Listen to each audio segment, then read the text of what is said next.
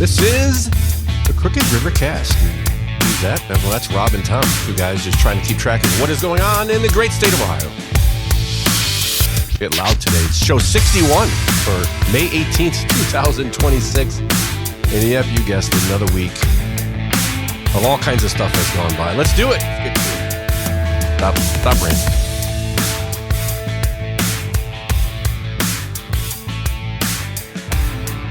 Stop rambling. In the morning, Tom. In the morning. How you doing on this fine morning? Not out yet? No, it's not out. You got clouds?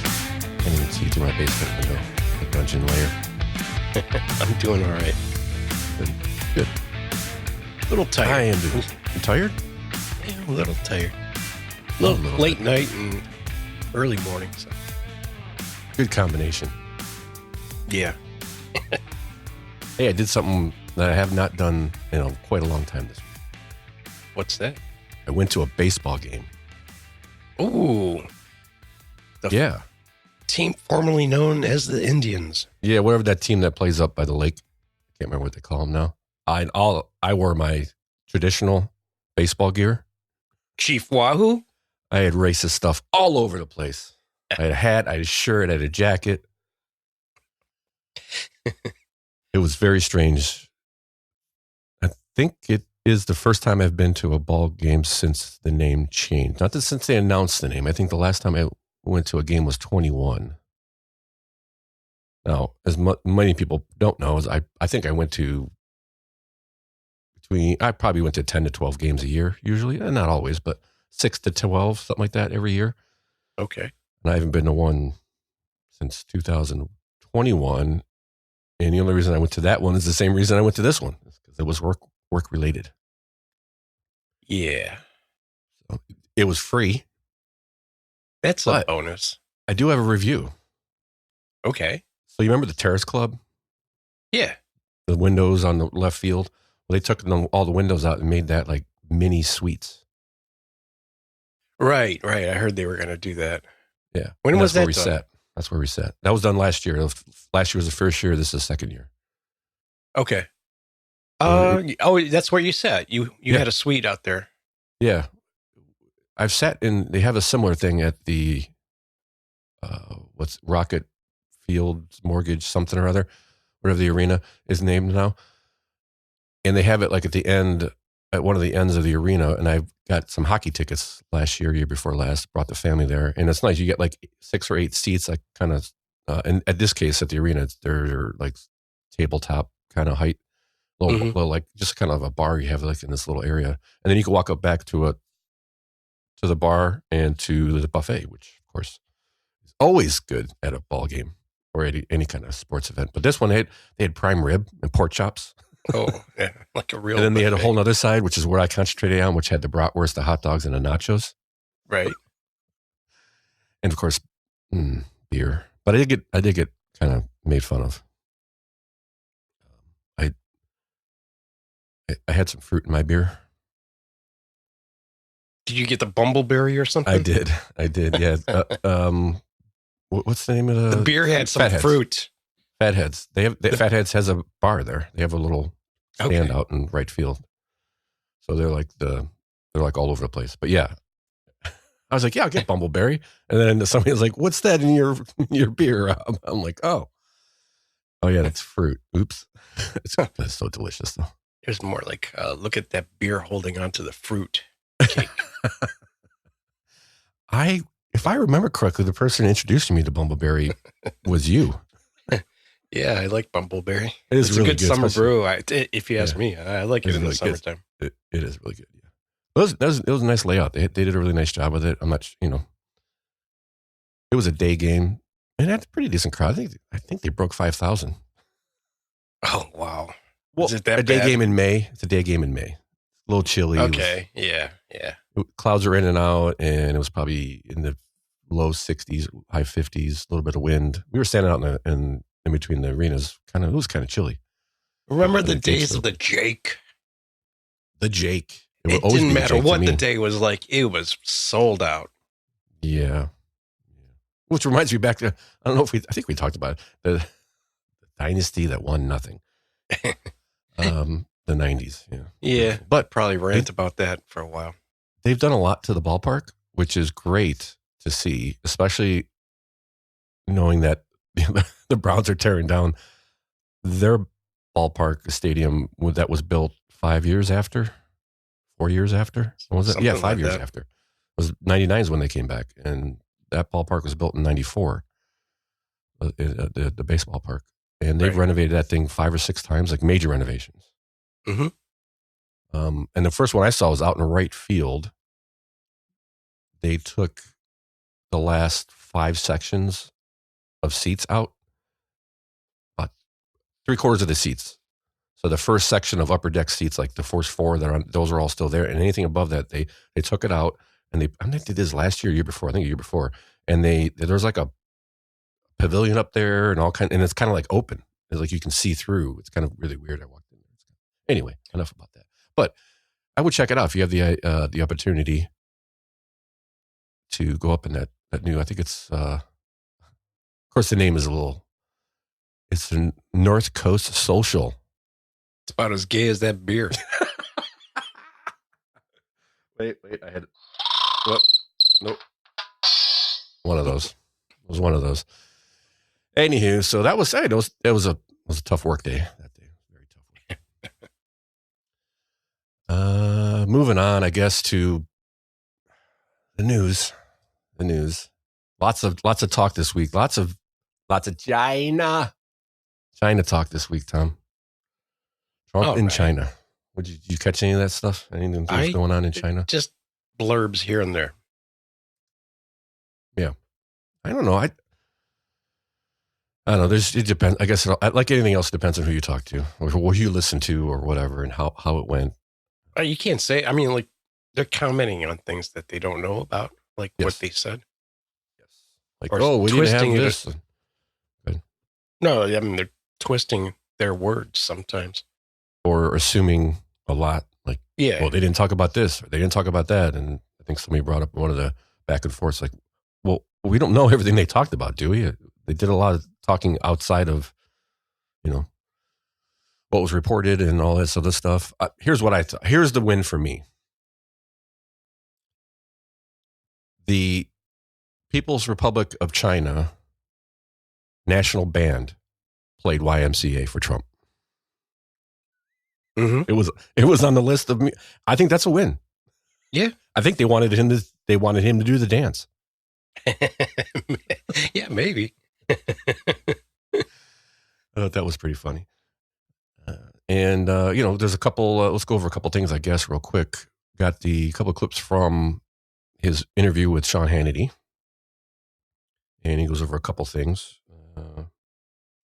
Kind of, what they want from us, what he got, what deals are they talking about? I guess the probably the biggest one would be oil. They talked about energy and how we can help by selling China some of our oil. And here's what I had to say. There probably is a deal to be had on the energy front, which would be great for our country. So I told him I'd love to see you buy oil from Texas and Louisiana, from the United States, Alaska. We've got so much of it. And he said he likes the idea. He'd like to talk about that. I think it'll happen. Yeah. That's a big deal. That's a big deal. I don't know. I think that would be a huge announcement. Look, they're doing it right now. They're sending Chinese ships up to buy oil. They do. So China buying oil. I don't know. Do they buy anything from us now? I imagine it's not much, if anything. I don't think they were buying any oil from us. It would make sense when not necessarily in China's eyes. The United States is not really the place you want to be relying on your energy from. Right. Especially as of, last couple of years, last year or so, or maybe even last few years even before Biden too, it was a little bit hostile-ish kind of, with a little pushback, which I personally think China respects in a lot of ways. Here, I Googled it, so it has to be true. China buys crude oil from the United States, but it has increased drastically of late. Good. So I imagine they just bought a bit here and there, I guess. Yeah, just kind of fill in, You got to have multiple sources. You got to keep keep everybody's beaks wet. In case of conditions like this, you got to have relations with a bunch of different countries because, we'll go on to, I guess, even further into it as far as oil. But the other thing, they are going to buy jets, possibly, maybe. Let's see. What? Really? Yeah, 200 Boeing jets, maybe. Oh, okay. Yeah. I mean, kind of, sort of, possibly could have just been. Let's see what he says. What does he want from the U.S.? A lot of things. We talked about a lot of things. Too many things to discuss, but a lot of things. We had a very good meeting, but we want things from them. One thing he agreed to today is going to order 200 jets. That's a big thing, Boeing's. 200 big ones. That's a lot of jobs. It's a lot. Boeing wanted 150. He got 200. He said, I think it was a commitment. I mean, like a statement, but I think it was a commitment. It was 200. I mean, it was a commitment. Yeah, he's talking about he wants to buy jets. A lot of stuff that he talks about is that. Yeah. Yeah, they want to buy jets. They want to. It's the start of the conversation. It's the start of negotiations, and I bet China wants jets with no tariffs or something. Something like that, or a deal. 200 jets is a lot of freaking money, man. They talk about 747s, 737s, whatever it is. You're talking hundreds of millions of dollars a piece or something like that. And I don't know if those jets are hundreds of millions. Are they? I don't know. I know, like, I wasn't the. Oh no! You know what? I'm thinking about the USA 1, the president's plane. What is that called? What do they call it? Oh, Air Force One. Air Force One. That was like over $4 billion, right? Yeah, but that's a 747, so that's different. Well, I mean, it would automatically be more, but just for example, new 737 Max is estimated between 100 to 135 million. Okay. Range for 15 to say yeah. So I mean, but if they're talking 747s, I bet those are a couple $100 million. And from China, they're probably looking at bigger planes. They got lots of people. 747. What does it say about 747? 747 is like 418. Almost like $400 million. Jeez. Yeah. So you're talking quite a bit of money there. Oh, the production of that 747-8 that stopped producing that in 2023, and they cost 418 to 419. Damn. Mm-hmm. It's a big plane. Well, quite a bit bigger than the ones we're used to flying out of Ohio. That's for sure. Yeah, I don't think we can even take a 747 in. I think they used to come to Cleveland. I don't Yeah, think they you do. need like special gates for all those too. Like you need bigger everything. Huh. Okay. But yeah, 200 jets. Could save Boeing. Boeing's kind of had some hard times lately, so that could help. And then, of course, Iran came up. Iran is, I don't know, there's too much to even go over. It changes by the hour. Iran's sinking boats now, hijacking boats. We're shooting their boats and sinking their boats. Is it Iran or is it some maniac out there? Well, That's it. You know what I mean? Like, is it their leadership? Since like we don't even know what's going on. It's almost like you're looking at my clips, Tom. Here you go. Maybe they're in some turmoil, as Trump says here. They're having a lot of turmoil. They got nothing but turmoil inside. And it's an amazing phenomenon. Nobody wants to be the president. It's like they say, who wants to be president? No president Iran? here. Anybody want to be president? Everyone, I don't want to be president. But I've known you long enough to know you don't have infinite patience. You have patience. You're being patient. No, I'm not going to be much more patient. No, I'm not. They should make a deal. Any sane person would make a deal. But they might be crazy. They're having a lot of turmoil. Might be crazy. Herein lies the problem, right? With Iran and any of these people, these religious governments in the Middle East. They're crazy. Iran, in particular, has a group called, I heard about these 15 years ago, called the 12ers. And their goal, and it's the people behind the Ayatollah and the president of Iran, people don't hear about. And their goal is to bring back the Messiah. And the one way to do that, bring back Allah, whoever, whatever. And the only way to do that is something to the effect of, the only way the Messiah comes back is if the world's on fire. Something like, wars and famine and, death. So how do you negotiate with those people? Similar in Iraq and Afghanistan. How do you negotiate with people who would die for before they let you help? You blow them up. Exactly. You put political pressure, financial pressure, military pressure. This is, I think, what we're seeing here. And the people on the inside have to take care of them. Somebody eventually is going to, I think there's, because we see them talking about, well, we have this proposal, 15-point plan, whatever it was, and then they're bombing. Then missiles are launching. So it looks like there's two factions here, at least two, probably more like 15. But, and there's a case. It has to be taken care of. And I think the longer this goes on, it hurts at home, but the longer this goes on, the more the world's going to get involved and be like, come on, lady. And as we see, final clip from this Hannity interview is China would like to help. President Xi would like to see a deal made. He would like to see a deal made. And he did offer, he said, if I can be of any help at all, I would like to be of help. Because, he did say that. Yeah, he did say that. And look, anybody that buys that much oil has obviously got some kind of a relationship with him. But he said, I would love to be a help. If I could be of any help whatsoever, he'd like to see the Hormuz Strait open. He said, if I could be of any help whatsoever, I would like to help. So if the world doesn't want to help, if the world doesn't want to have, the world can't come up with enough testosterone to take care of Iran, well, how about we just force your hand? Or Germany wants to send a ship there, or has sent a ship there. Hey, we're good. I mean, yeah, gas prices are going up. We'll talk about that later, but we're not shutting down our economy because you can't get oil out of the strait. Well, I guess you guys are going to have to pony up some balls and help out a little.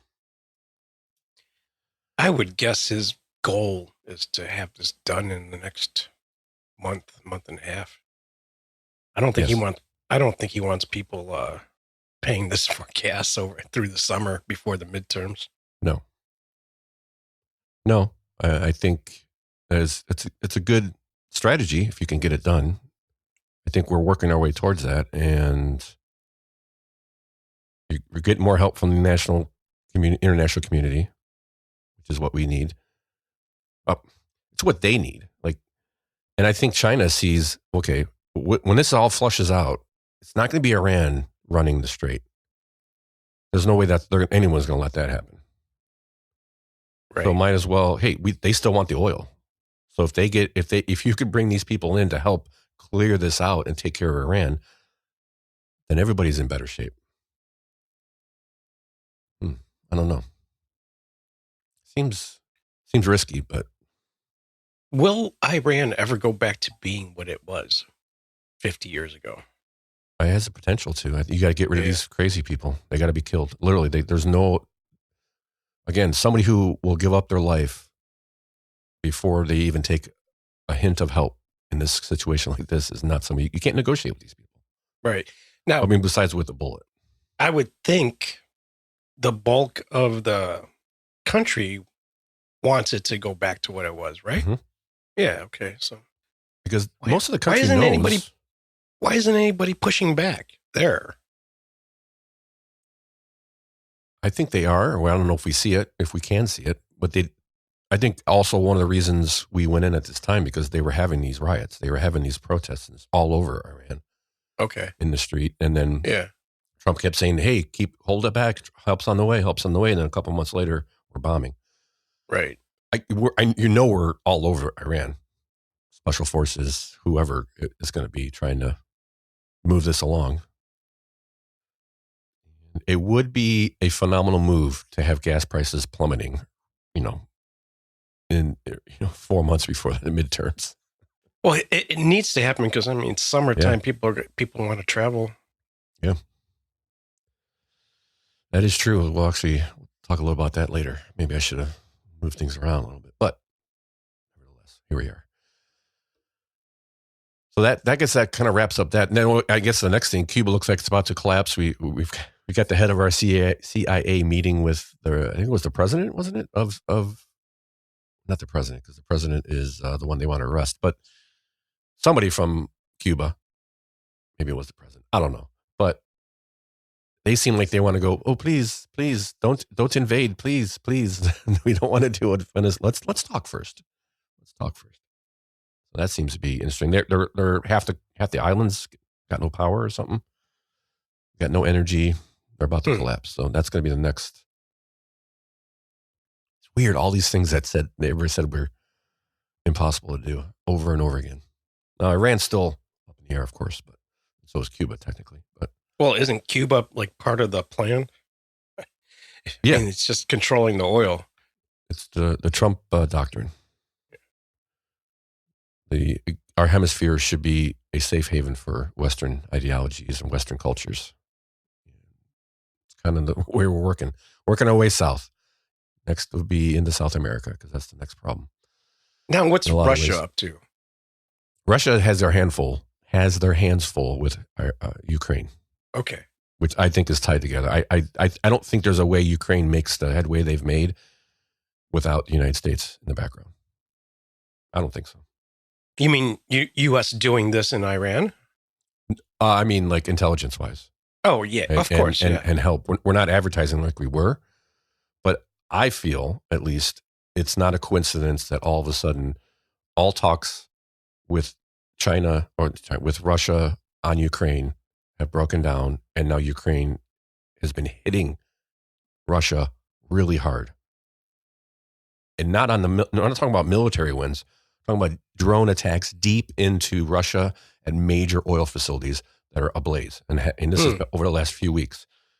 And exactly where you need to hit them if you want to make them hurt. Now, the problem with Russia making them hurt is they've got those special bombs that, clear out entire countries that called nuclear weapons. That Russia's doctrine for nuclear weapons is way different than America.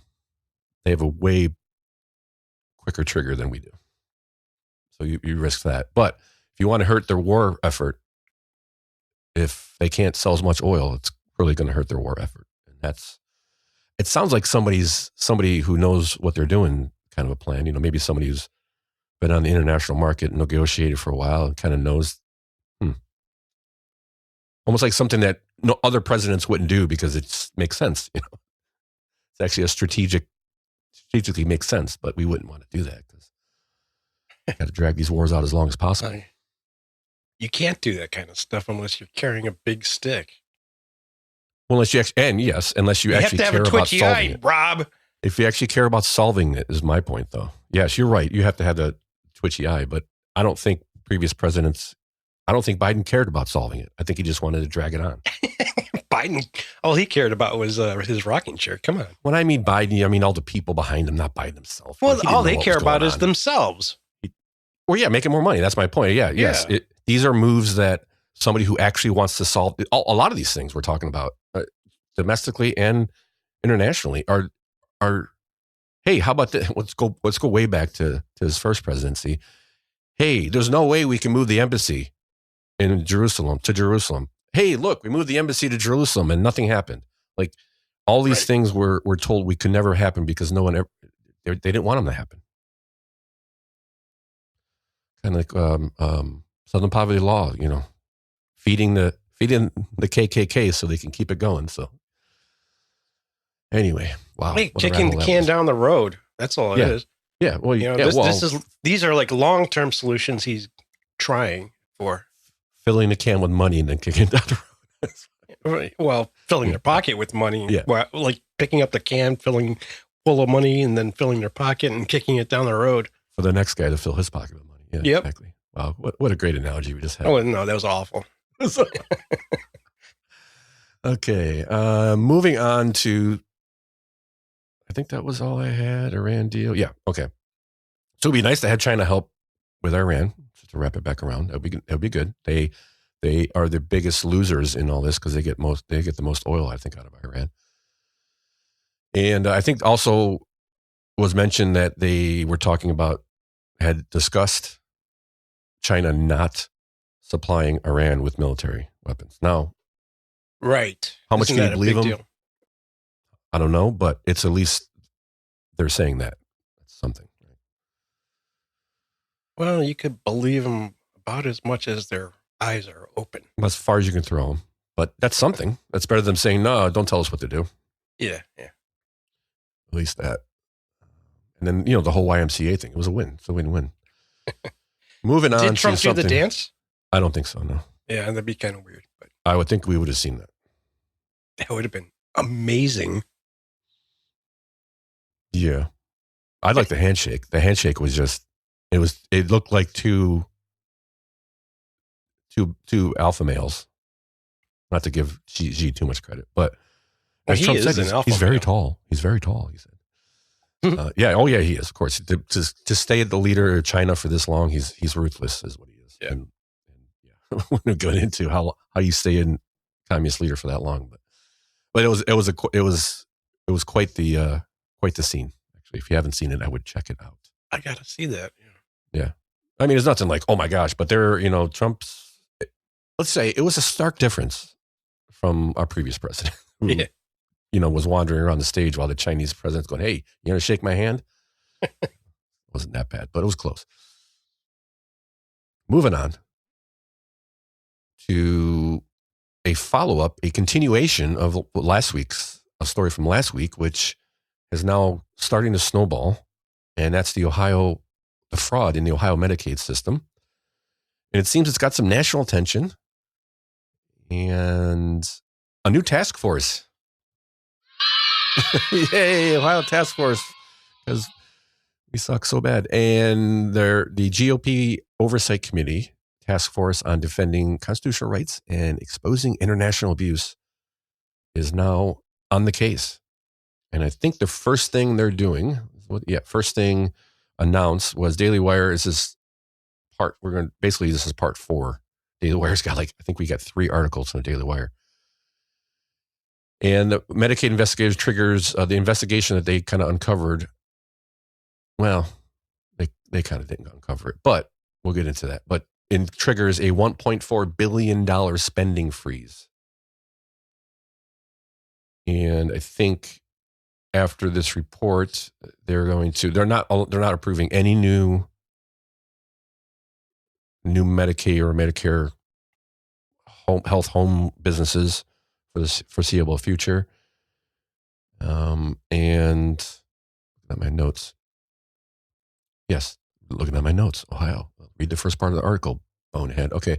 After the Daily Wire investigated investigation into waste, fraud, and abuse tied to government-funded home health care industry, Trump administration has moved on Wednesday to freeze over $1 billion worth of spending and is warning states to root out fraud or pay the price. Let's listen to a little background here we got from Fox News on Medicaid fraud. Congressman Warren Davidson is calling for stronger oversight of Medicaid after a recent audit found an error rate of nearly 16% in the state system. That means that millions or even billions of dollars could be at risk for waste or fraud. Our senior correspondent Mike Tobin shows us tonight. He's in our Midwest Bureau. Scrutiny over Medicaid fraud now turns to suspicious billing in Ohio, something the vice president has been talking about for months. We know that the fraud isn't just happening in Minneapolis, it's also happening in states like Ohio. A state audit found almost 40% of Medicaid's home health services dollars spent in Ohio went to just one county, Franklin County, of which Columbus is the seat. And more than 40% of that money went to just 2 zip codes. The addresses are all within 4 miles of each other. The overall tax dollars in question run into the billions. $800 million to $4 billion is real money. It's real money for Bob and Betty Buckeye, who we all work for, and it's real money that we want to see get fixed. Home health care providers are supposed to care for people in the dignity and comfort of their own homes. Fox News tracked 2 buildings within the Franklin County zip codes that house a total of more than 6 home health care businesses between them. The suspicion, like other Medicaid fraud cases, is that services are billed but underdelivered or not delivered at all. We, of course, want to make sure that the payments are going to people that, let's say in an extreme case, is the person that's receiving home care still alive? Are they being cared for? Does someone show up and care for them? What does that care look like? Governor Mike Dewine wrote that Ohio has extensive oversight mechanisms like signed activity logs, background checks on providers, and electronic visit verification. Okay. But the state auditor tells us loopholes exist. The numbers don't reflect that they have the controls in place to stop what could be a very large situation of fraud. Now, placed in charge of the Medicaid fraud task force, the vice president is turning investigators on his home state. And as he posted on X, to take immediate action to prosecute any fraudsters involved and stop all further payments as appropriate. John? A lot of this going around. Mike Tubman for us in Chicago. Mike, thank you. Yes, a lot of this going around. So DeWine says they've got extensive programs, mechanisms to stop fraud, like background checks, like let's see, they have GPS monitoring or registration for when you go to these home health care places. Yeah, I'm not sure how well they're doing on this, and for one of the reasons, the GPS registration is meant to use I think there's an app or something, you register that you're there, for how long you're there, and there is a system in Ohio for that, but it's voluntary, and half the people don't use it. Have you heard any local news talking about this? You would think that'd be the headlines, right? It is not in any of the local news sites, no. So I've got 3 Daily Wire articles, Fox News reports. I bet it's on the Jack Winder's site. Well, he's talking about it. Yeah, but he's not mainstream. Yeah. No. I'm just saying, yeah. I'm talking 3, 5, and 8. Those, even like the ones out of Columbus. I'm searching online. Yeah. And the articles just aren't really there, unless they're reporting on the Daily Wire article. They're I don't even know if they're doing that. This is like huge news and nobody's talking about it. Like, so your average Joe Schmo coming home from work, having dinner, watching not the evening news, but the whatever they call that. Dinner time news. You sit down, you watch 5 o'clock news, 6 o'clock news, whatever. Yeah. Have one, like, you're not hearing hour. any of this. It's crazy. So it's crazy. So the audit, there's an audit from the state. No, let's go with this way first. I have a couple different ways I can go with this. I wasn't sure. But if you remember, this is not the first time we talked about this. I mean, we talked about this all the way back last week, but also quite a few months ago, like a year ago, 6 months ago. Do you remember? At least 6 months. I don't know if it was a year ago, but yeah, let's see what Jack has to say. Here's a little clip from his show about, well, it's not the first time we've heard of this, and it's convenient now that we have extensive fraud prevention in our Medicaid, but yet I think the governor's office announced more fraud prevention on Medicaid because we've got so much that we need more.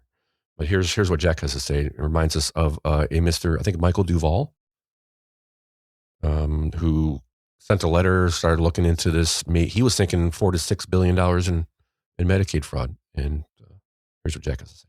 State Representative Mike Davila, if you don't know his name, you need to get to know it. We've talked about him on this show a lot, particularly with the great work he did in investigating the Medicaid system a year ago, actually a year and a half ago. We published the report a year ago when he found $6 billion in payments that run through Ohio's system that didn't have the proper oversight. Nothing.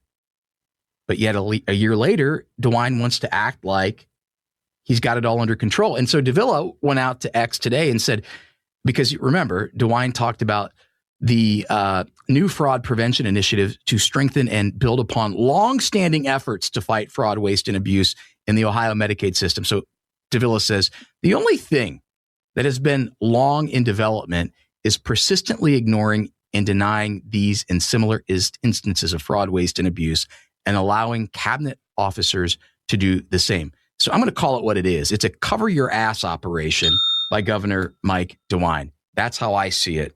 And he's going to have to forgive me, and the Lord's going to have to forgive me for my foul mouth. Hey, there's something awfully screwy going on around here. Or you know, we actually could probably play this too. Move on! Nothing to see here! Please disperse! That's what Dewey's office was saying all week. There's nothing going on. It's just, hey, you remember things on fire behind you. I remember talking about that. I can't believe it's been a year. Yeah. Over a year. Wow. Yeah. Yeah. Okay. Mike Davila. Is he your rep too? He's my rep. I think I don't remember. I don't think so, but maybe he's close. Okay. He's a rep adjacent, at least. So they have an audit, right?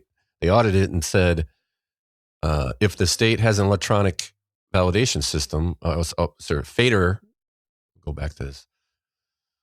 They examined payments in 2022 and found 44% of personal service claims had no electronic verification. And the result was in approximately $1.1 billion in claims not supported by EVV, which is electronic verification, whatever. Oh, electronic visit verification. So over $1 billion does not even have that as. So we have the system, but it's only volunteer, and it's because of privacy concerns. All of a sudden, everybody's worried about their privacy. And if you're taking state funds, but your privacy is very important. But I wonder what the notifications or the location data or settings are on your phone for Facebook. Worried about your privacy all of a sudden. The audit said if the state has an electronic verification system, then using it should be a condition of payment. Spokesperson for the Ohio Medicaid Department, Stacey O'Grady, told the Daily Wire that this was done in March of 25. Oh. Convenient. But shortly before EVV was made mandatory, it was neutered as a fraud prevention tool. The most important feature, GPS coordinates captured by an electronic device, was made optional and defaulted to off. Effective July 1st, 2024, GPS functionality with any EVV applicant or device may only be activated with the signed consent of the individual receiving services. Okay, so if you got a daughter who needs a little extra cash, you can sign her up, and then you can say, "Oh, my privacy, I don't want to use EVV." I'm sorry, you're getting money from the quote unquote safety net. Your privacy, I'm sorry, you got to give up some of those. O'Grady disclosed that the Daily Wire that GPS is turned off in nearly half of home visits and reliable coordinates presented in only 53 of electronic records. Okay. I believe it says somewhere you can also manually change these, and that a bunch of them is. I could be getting two stories mixed up, actually, but I'm looking for it. Yes, you said that the common fraud scheme involves a patient and caregiver colluding to have the government pay for non-existing work, in which case the patient could simply refuse GPS verification of the caregiver's presence. Said Fader's audit said Ohio spent $146 million contracting with SanData, a company that produces EVV devices and software, resulting in Ohio providers being able to use Santa's Sandata's, I keep wanting to say Santa for some reason, Sandata's software for free. Nonetheless, the state allows home caregivers to use their own software instead of potentially including software that simply transmits fake coordinates. So, nothing to see here, people. Okay, so and then we go on to talk about, well, they do background checks. Oh, do they? Do you remember this from last week? Let's talk. I'll pull one. I cheated and pulled a clip from last week. The Who. Who's behind this? So we do background checks, but what does it matter? Let's review this one. Pick a few doors at random, and you'll find the industry is a get-rich-quick scheme for people who oftentimes are the last ones you'd want put in charge of health. Let's pick the door that says True Home Healthcare LLC, out for a quick break. The company's owner is listed in Medicaid records as Mamusu Kanu.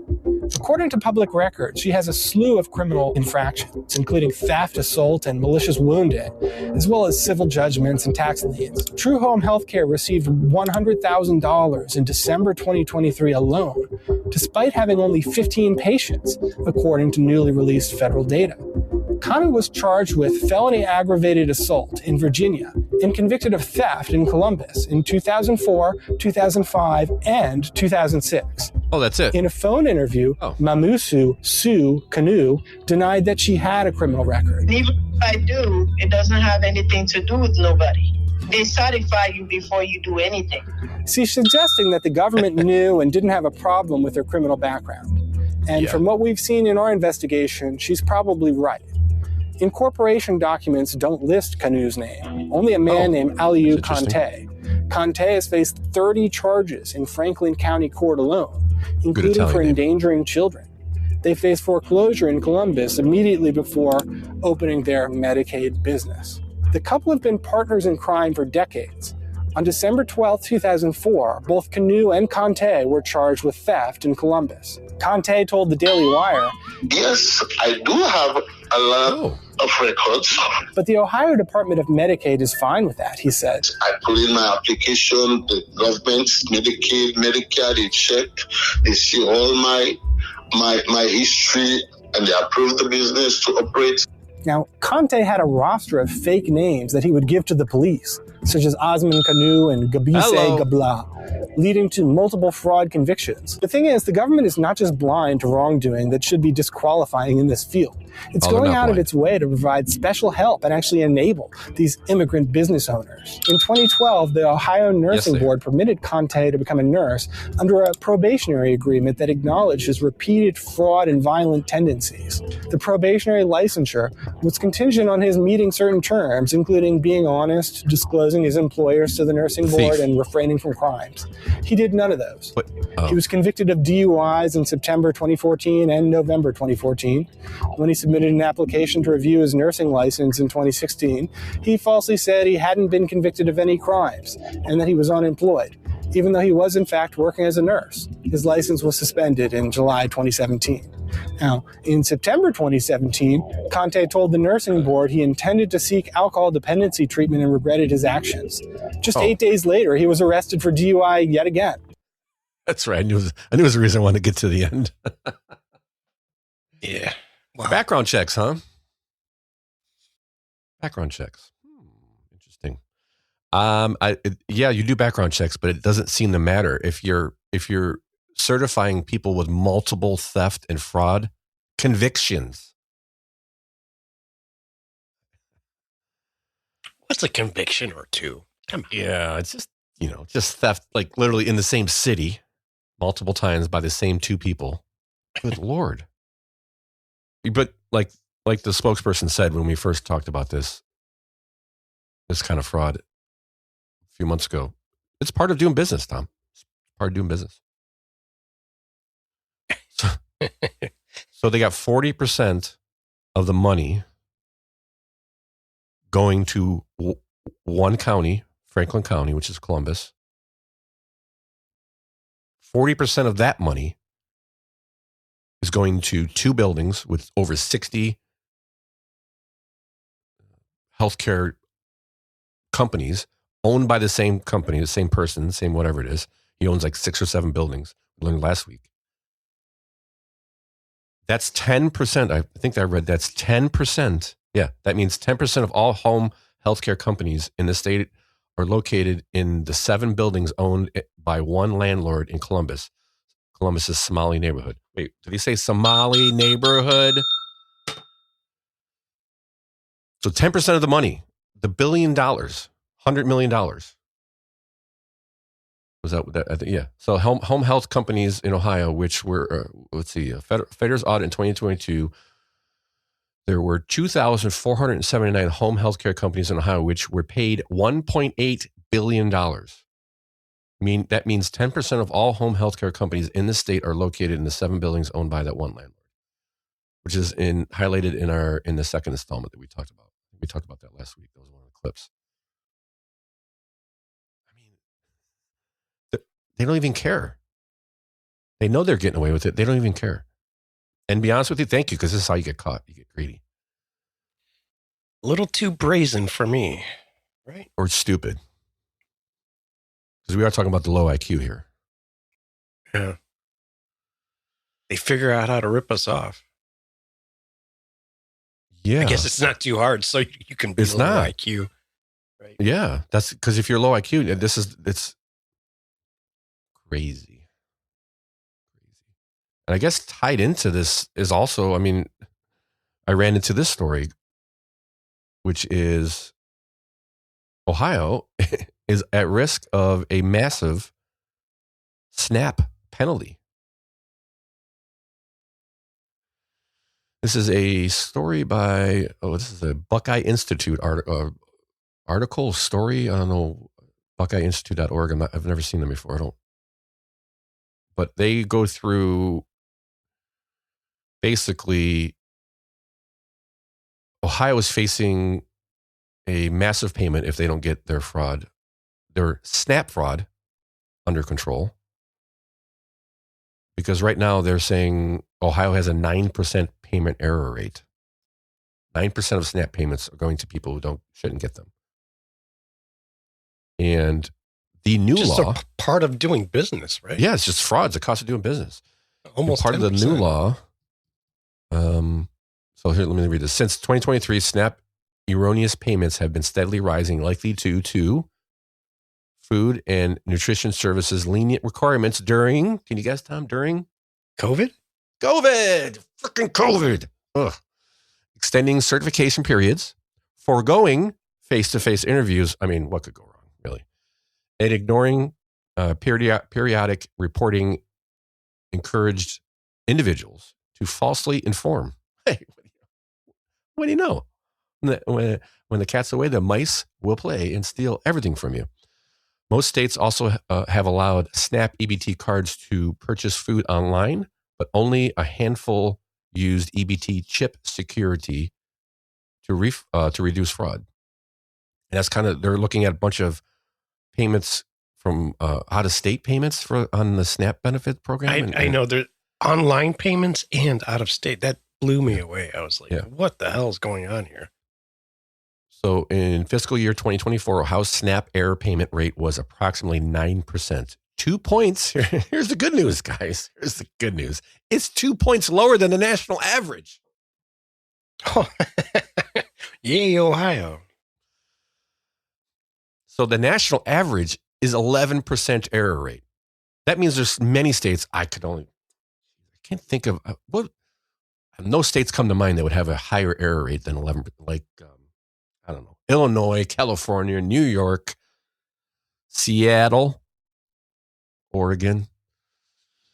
So now the new law requires that states with a 6% or higher erroneous payment rate, that's even high in my opinion, pay between 5 and 15% of the benefit cost.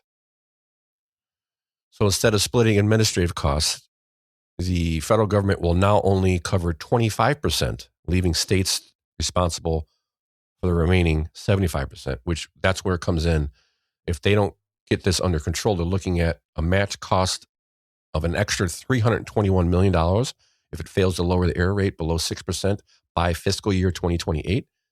If Ohio's error rate persists at current levels, it will face a $588 million in matching costs. Evil Trump administration. At it again. Yay. More fraud. And then the next story. You know what? Alaska is the highest, 25%. Are you freaking kidding me? No. It's all those indigenous people. Washington, D.C., 13% is the next one. Georgia, Florida, New Mexico, Massachusetts, and South Dakota. Oh, South Dakota actually has the lowest at 3%. And that's too high. Well, I would think like 1 to 2%, maybe. Under 1% it should be. Yeah. But they're trying to hold the states accountable and saying, "Hey, get this stuff under control." How much of it would be states covering it up too? Well, loosening the requirements, like like with Medicaid, and that's a lot of this too is background. They go through. I mean, this is a very long. It's not too long, but there's a lot here to take a look at. So I would go read it if it's something that really bugs you. It'll just bug you even more if you go read it. So please do.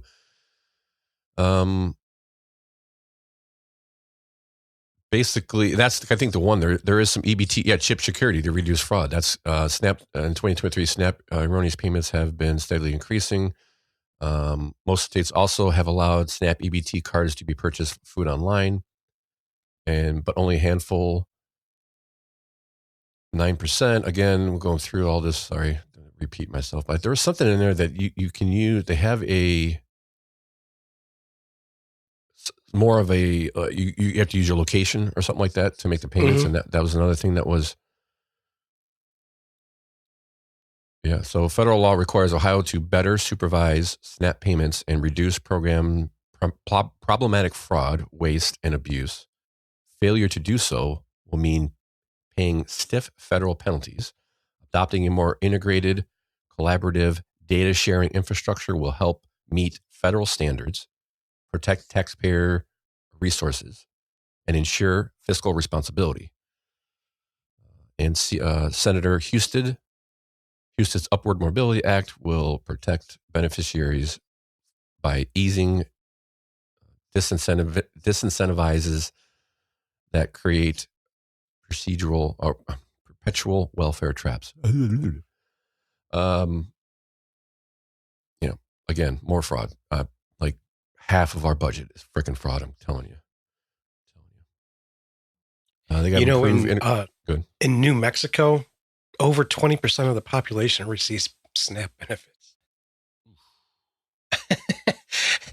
No wonder they're blue. Like that state always kind of confused me.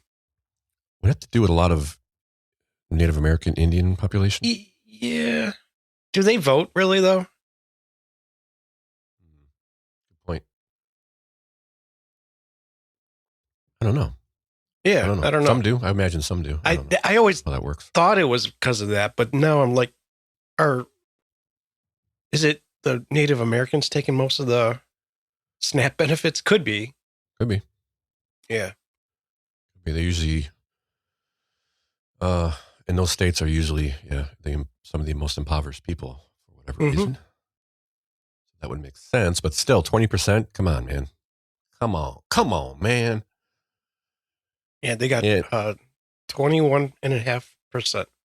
Yikes. I can't believe Alaska's 25% error rate or erroneous payment rate, and the next one down is DC at 13, half.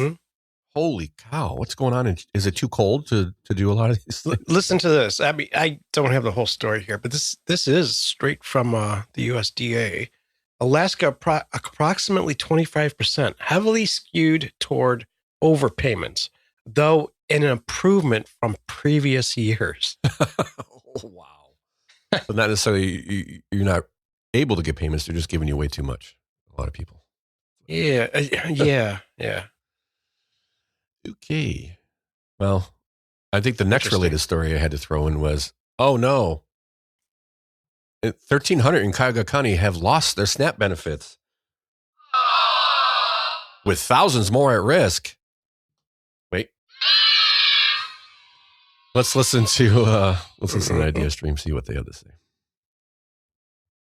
About 1,300 Cuyahoga County residents no longer qualify for the federal Supplemental Nutrition Assistance Program. Horrible. I'm Idea Stream Public Media's Gabriel Kramer, reporting that benefits will run out at the end of the month.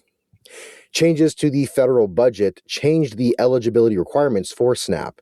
Kevin Gowan, the director for Cuyahoga Job and Family Services, says the guidelines change who is considered an able-bodied adult, requiring more people to work jobs to receive benefits. So the concern overall is food insecurity is going to increase, and it may have a kind of a compounding effect beyond the simple benefits. The work requirement was previously applied to able-bodied people 18 to 54 and is now required for adults up to 64 years old and parents whose children are 14 and older. Gowan says about 4,000 more people will be notified of lost SNAP benefits in the next 6 to 12 months. Gabriel Kramer, Idea Stream Public Media. Oh, so basically they're able to work. So good news for them. I mean, you can get a job. The SNAP says that, and your doctors say you're able to work.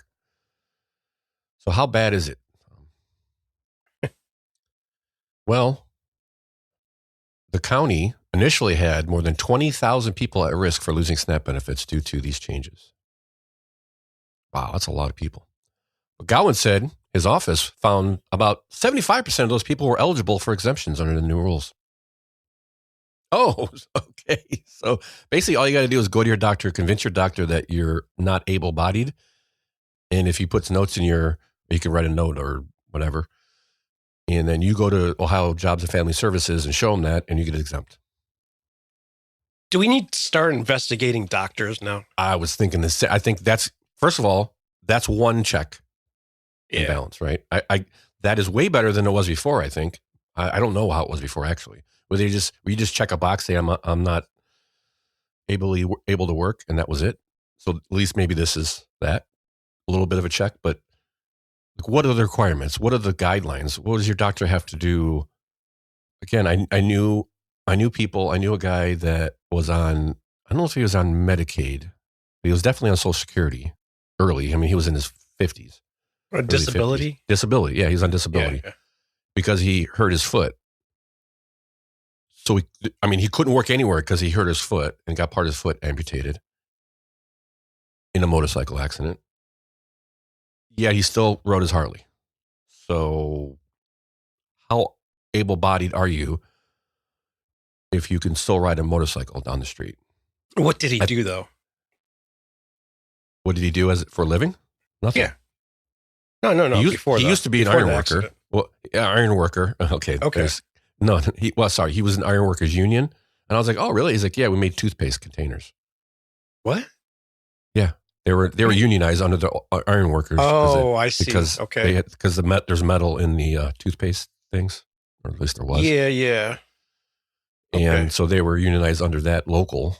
And I said, so you still can't make those? I mean, I didn't obviously say that but I was thinking, oh, that means you could do something. He could walk. He can ride a motorcycle. No, I know. I was just curious. I mean, that was my. Yeah, it's like, how loose are these requirements? Because that guy could have worked. I mean, obviously he's not going to be digging ditches or baling hay, but right. I mean, you could work at a gas station. I mean, you're not going to pay your bills, but it'd be something. Yeah, that's the thing. I mean, he was probably making decent money at the toothpaste place. He had other jobs.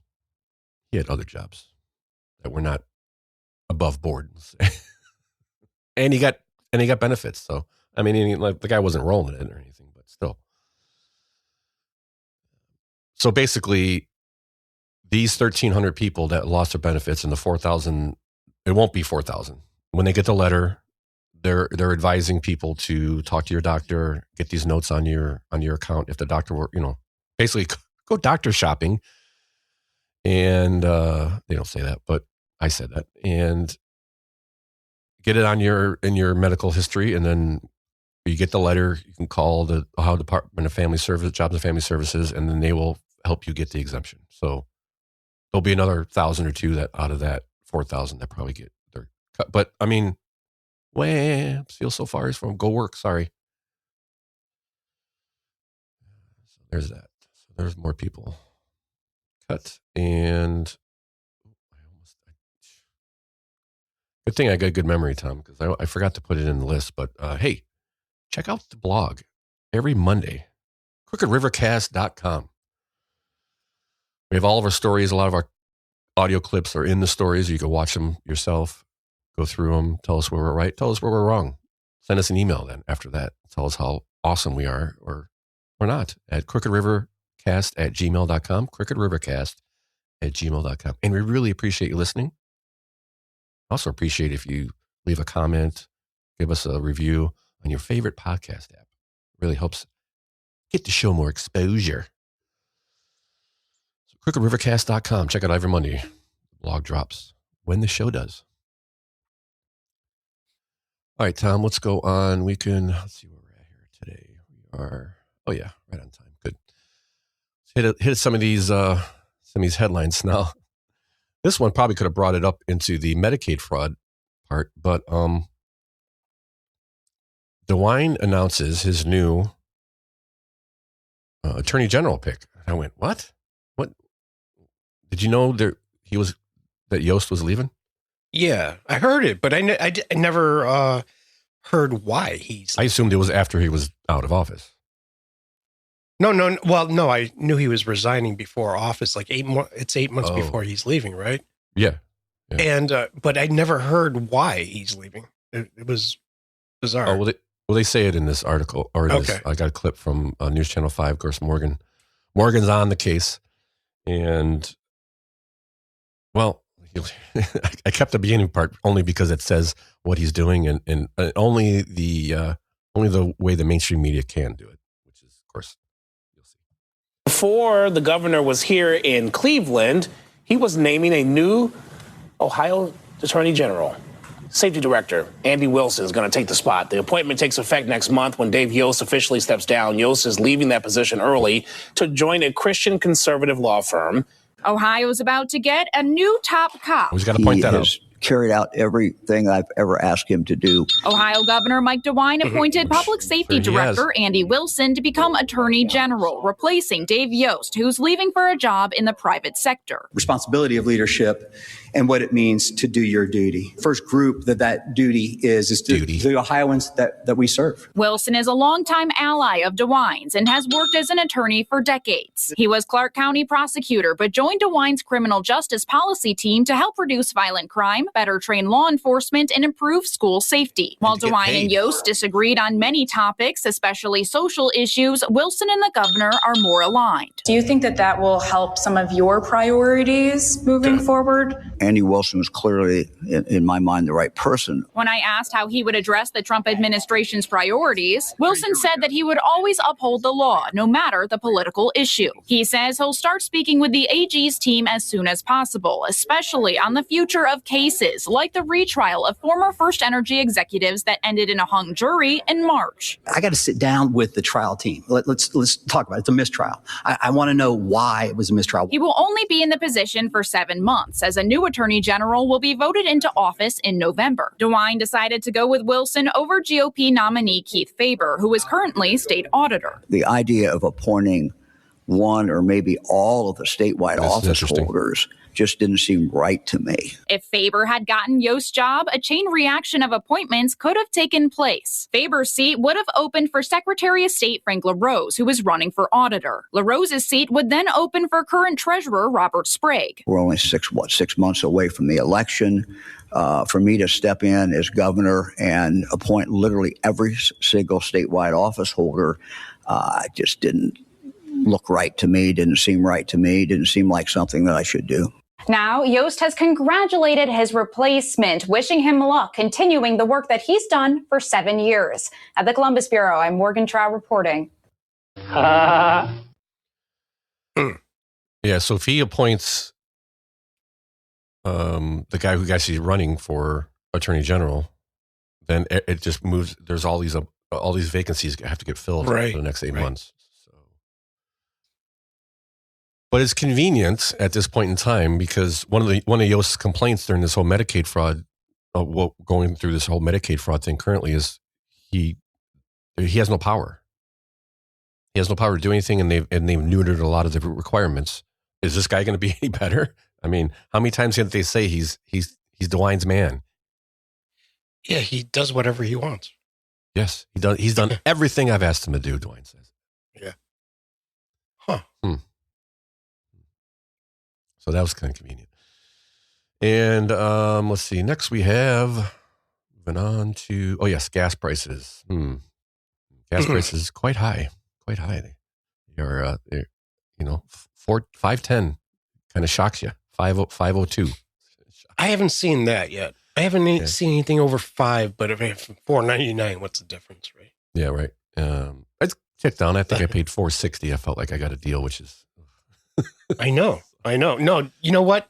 When the last time it got up to that price, right around $5, my wife and I were like looking at a house out in the country, and which would have been like about a 45-minute to hour drive. It was about 45 miles for both of us, and we were like, "Man, with these gas prices, there's no way we're going to do that," because we didn't know how long it was going to go for. Right.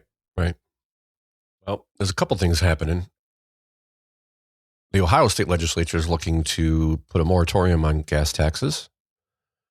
And then there's Ohio state legislatures on board. They're all talking about in Washington, a pause on federal gas tax.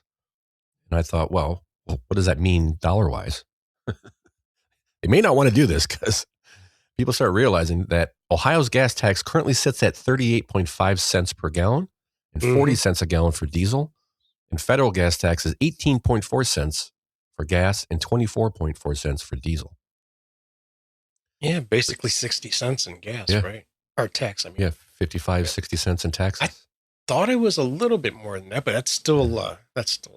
Considerable amount. They keep creeping up, I think. Cars get more efficient, and then, those crazy EV people. Don't you care about the roads?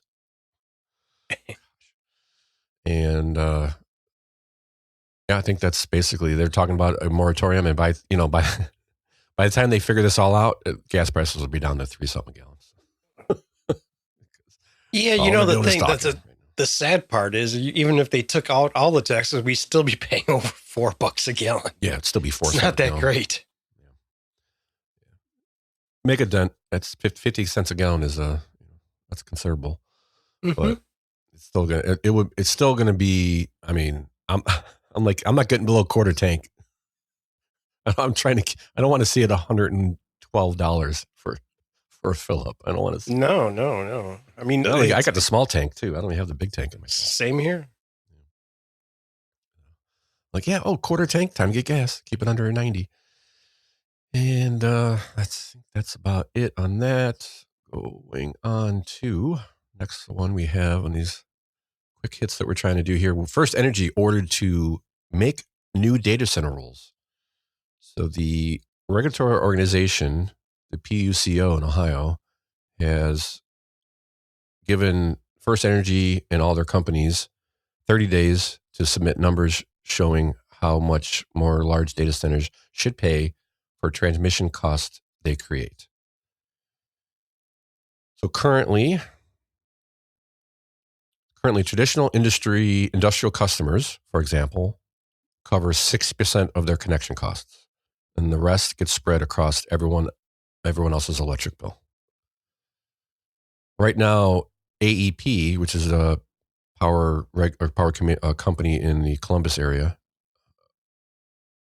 plans to create a new customer category for data centers using more than 25 megawatts of power and requiring them to pay or cover 85% of their connection costs. And the PUC ordered First Energy to come up with its own number. That's kind of the meat of that one.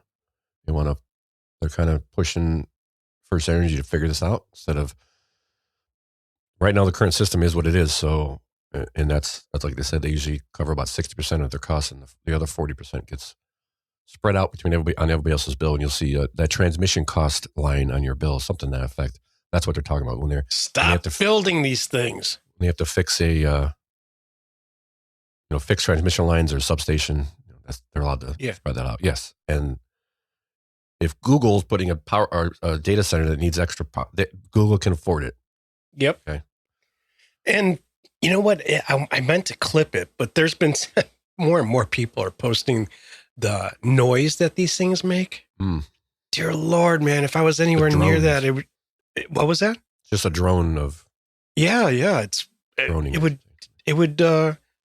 It can mess you up, man. I meant to clip some. I'll have it for next week. And there's all that I think we did talk about this a little bit. Just the frequency of the and what you're really hearing a lot of is the fans from the coolers. Yeah, but it creates like a droning.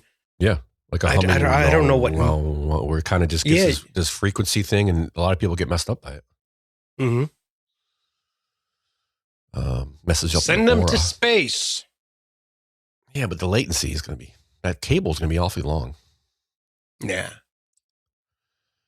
And let's see. Next on the data center front, we have the Ohio legislature, which, as legislatures love to do, they create committees. They are creating a committee on data center committee. And about it's like the corporate world is meeting after meeting after meeting. Well, this committee is going to get accurate and relevant info on data centers. Let's listen from the idea stream. Let's listen to the little clip I have from them.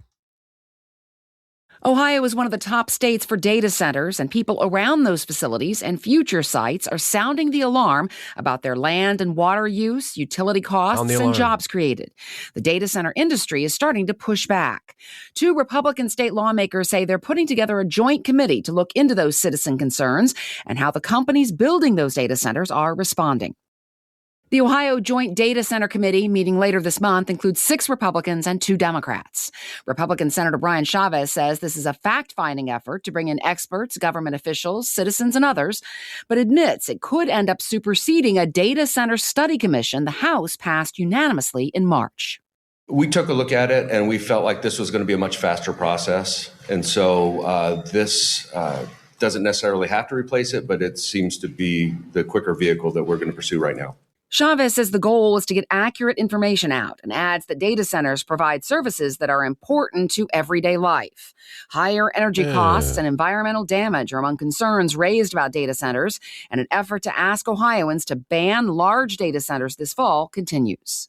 Karen Kassler at the Ohio Public Radio State House News Bureau. Yeah, I don't know how. I'm not sure how 200 data centers are beneficial, but whatever. Maybe some checks and balances. Hopefully, we can see that. Seems like they got a couple things going on now. I don't know. Are they listening? No. They're doing something, but they're making headlines. Are they really doing anything?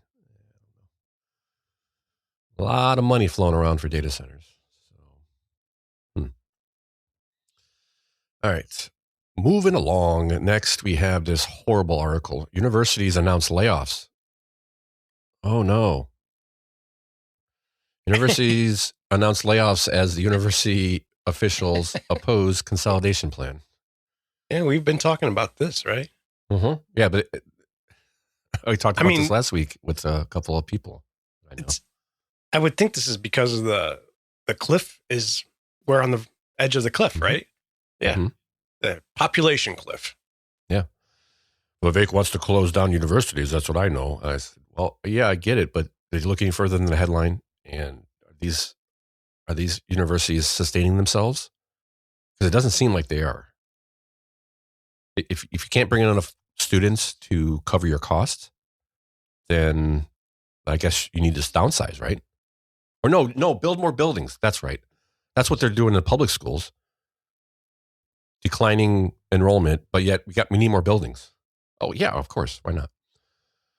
So Kent State is the one in this article. It plans to lay off as many as 45 of its employees due to $18 million deficit in the university's next fiscal year, which begins July 1st. Central State University expects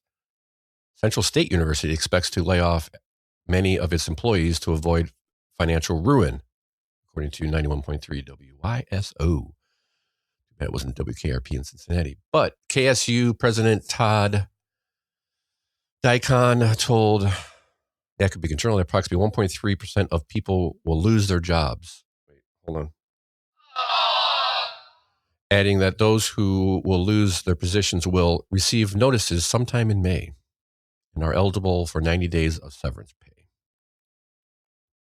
Let's see, there's a couple of things that I pull anything out for this one. No. So there's somewhere in there where they're like, we don't want to dip into the savings account, and that's not good because we make, here it is. If you have a structural deficit and you don't correct it, it's just going to get worse and bigger and grow exponentially, he said, I think this is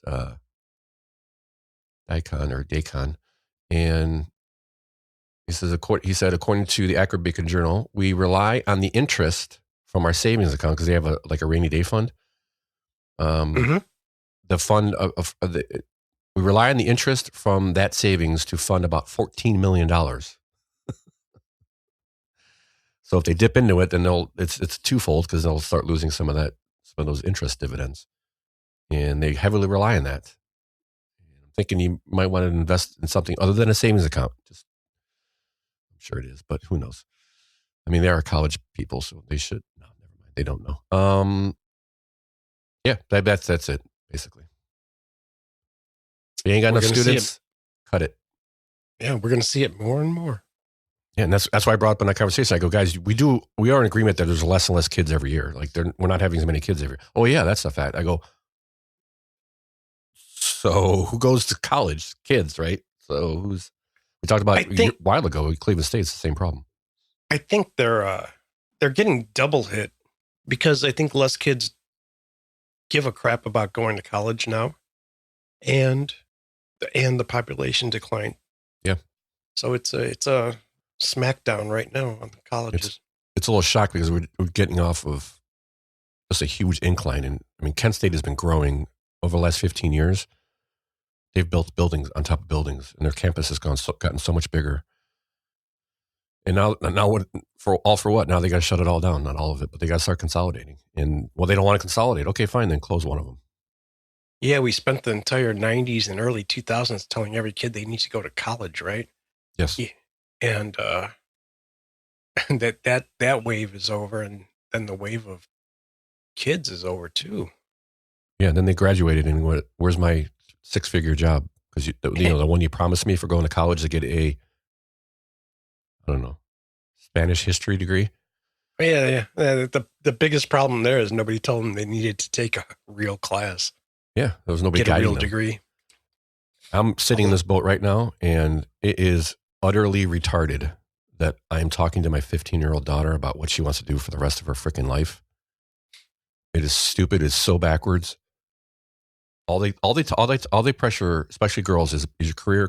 They don't talk about families. Not even mentioned. Can't imagine why the population's in decline. Yeah, I don't know.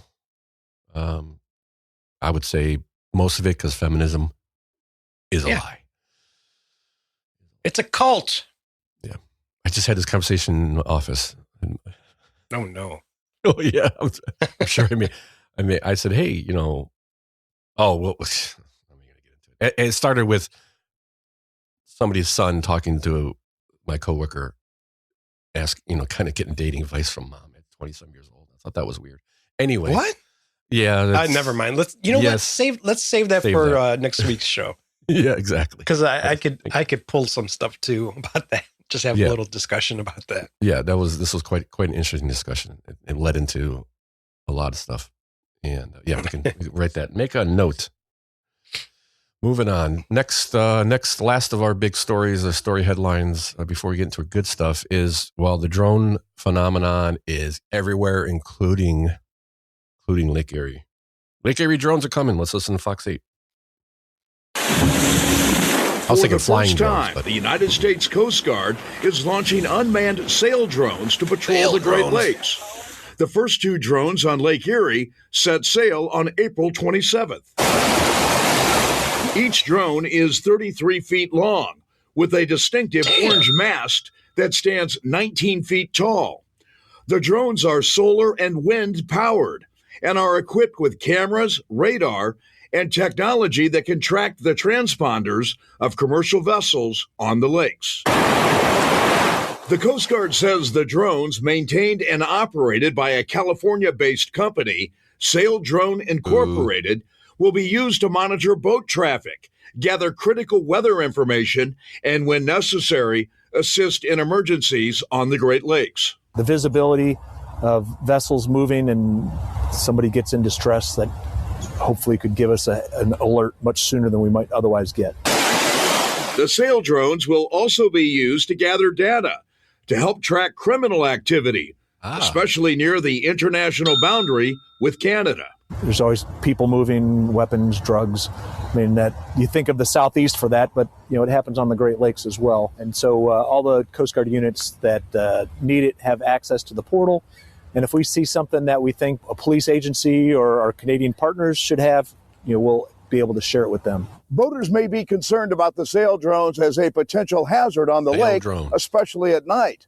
But the Coast Guard says the drones will be well lit and monitored 24/7 by operators on shore who can take manual control if needed. The Coast Guard is not specific about where the drones are patrolling in Lake Erie, other than to say their primary focus for the time being will be around the maritime border with Canada. It's a safety tool, but it's also a security tool, and that's a good side if somebody knows where it is. It's a deterrent, but then if somebody knows where it is, they could also avoid it if they're looking to do something illicit. Jack Shea, Fox 8 News in Cleveland. So Fox 8 News in Cleveland. That guy's voice. I know. Got a guy at our church that has that. Sometimes he reads the announcements and he's like, why is he doing here? Why isn't he on the radio? Yeah. Wait, is that God himself announcing these announcements? Kind of sounds like that. Big echoey guy. And so drones on when I saw this article, I'm like, oh, they're gonna fly drones. No, they look like big, those things look like a big surfboard with a sail on it. I forget what they used to call those things. But a big surfboard, 33 foot long, 20 feet high. And as long as there's wind or sun, because, it's always sun in Cleveland, they'll have power. And what I'm questioning is what they're going to do in the wintertime. Do they take them out in the winter? I don't know. They would just get caught in the ice. Eventually, you have average winter will get most of the ice gets frozen. Well, I would think they'd just bring them in, pull them out. Yeah. So you can have these drones about 3 months out of the year. It's probably it's more only like frozen 6. for about a month, right? Yeah, but at what point do you pull them out? It starts to get ice. I don't know. But know. During the winter, dead of winter, you're probably not going to have these on. But of course, there's not many boats on the water the dead of winter. So hey, cool. But you can stop the people from walking across the lake. Yeah, snipers do that too. I think this would encourage me to have a mounted gun on my boat, just in case it got in my way. I could just take it out. Pop, pop, pop, pop, pop, pop. Oh, there it goes. Targets. Hey, look, they put targets out here for us. They're always going to be lit at night. Sounded like right. Yeah. At night. That's why I said as long as there's wind or sun. So I think they're probably not. I thought they were just solar, and I was like, well, how's that going to work? But they have a little wind turbine on it too, which is probably a good idea. Yeah. Is that or just a really long extension cord? All right, moving along on our show, we have good things. We bring good things to life. Through a couple of these here, we have Memorial Day coming up soon. Got another week for Memorial Day. That was Monday the 25th. It is the earliest Memorial Day as, I guess, possible. 25th. Sometimes it could be as late as the 31st, but earliest it could be is the 25th, which I think the next time it's on the 25th with this early would be, what does it say? 2037. 2037. That's right. Okay, 2037. And yeah, what's the difference between Memorial Day and Veterans Day? Oh, you remember the Veterans Day is just remembering the veterans, and Memorial Day is for the ones that lost their lives, right? Right. Yeah. That was the article, the video they have in the article. Just words with, kind of a slideshow with some words behind it. Yeah. I kind of knew that. I was like, oh, well, interesting. Yeah. So Veterans Day, you honor anybody who was ever in the military and other than dishonorably discharged. And the Memorial Day is for those who gave up the ultimate sacrifice, which is their lives. So, it's coming up in a week from the day the show drops on Monday, the 25th. So celebrate this extra 3-day weekend. Mm-hmm. For a long weekend. And this weekend is a big weekend down in, probably should talk about this last week, but you know how we are. Always a week behind. The USS Cleveland arrived to its namesake city this weekend ahead of its historic commissioning ceremony on Sunday. So it'll be the first vessel ever military vessel, I believe, commissioned in Ohio. And it is USS Cleveland. A couple of cool things you want to check it out. A lot of the steel was from Cleveland. Mm-hmm. A couple of people on the boat are from the area, so they're pretty excited about being here. And it's going to leave here and go down to Florida. I think that's going to be its station on the coast of Florida or something like that. So it is here. It was here for the week, and they're having a ceremony, I think, this weekend, last weekend, as you're hearing this. And check it out. It's pretty cool. It's a new, what is it again? It is so the building vessel was produced, yes. Ship has strong ties with Northern Ohio. The steel used to build the vessel was produced at Cleveland Cliffs. And with contributions from local companies, including Lincoln Electric and Sherwin-Williams.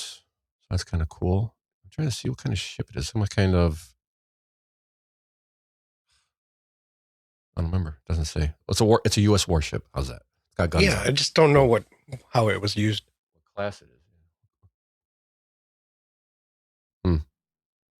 Anyway, check it out. USS Cleveland. I think we've had 3 or 4 boats named after the city of Cleveland, and it departs Cleveland on May 19th. So you guys still got a few days to check it out. And that is that. I think we got everything, didn't we? Yep. Yes, we did. Well, on that happy note, I just got to remind you to check out the website on the blog when this show drops. You should already be there at this point. If you stayed this long, you should already been in and out of the website, seen all the articles, read it along with us. Crookedrivercast.com. Send us an email. Please share the show. Crookedrivercast@gmail.com. Leave us a comment. Leave us a review. We really appreciate you listening. And we'll talk to you next week. Peace.